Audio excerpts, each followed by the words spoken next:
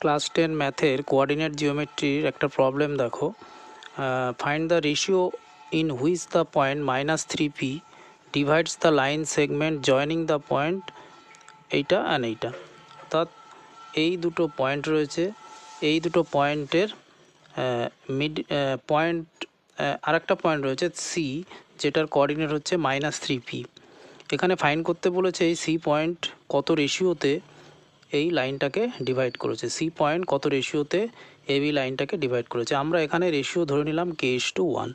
তাহলে section formula থেকে আমরা জানি কি, যে এই যে রেশিওতে ডিভাইড করেছে এই সি পয়েন্টের কোঅর্ডিনেট মানে এক্স এবং ওয়াইয়ের value mx2 plus nx1 divided by m plus n, my2 plus ny1 divided by m plus n এই রেশিওতে ডিভাইড করে। তাহলে আমাদের এখানে x1 হচ্ছে -5, y1 হচ্ছে -4, x2 হচ্ছে -2 আর y2 হচ্ছে 3।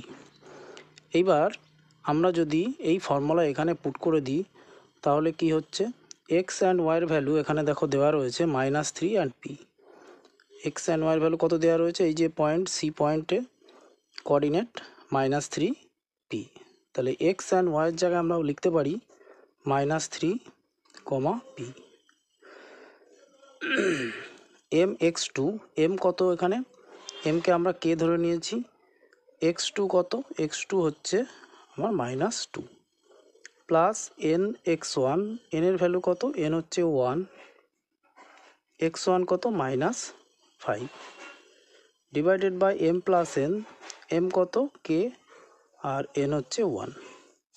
নেক্সট কি রয়েছে my2, m হচ্ছে k আর y2 হচ্ছে 3 প্লাস ny1, n হচ্ছে 1 আর y1 হচ্ছে -4 divided by m plus n, that is k plus 1।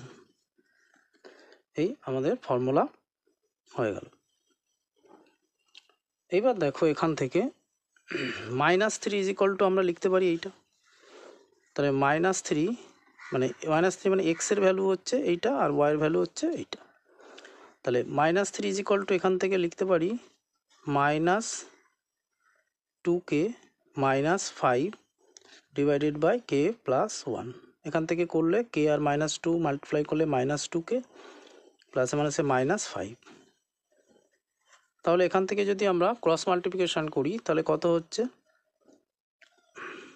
-3k -3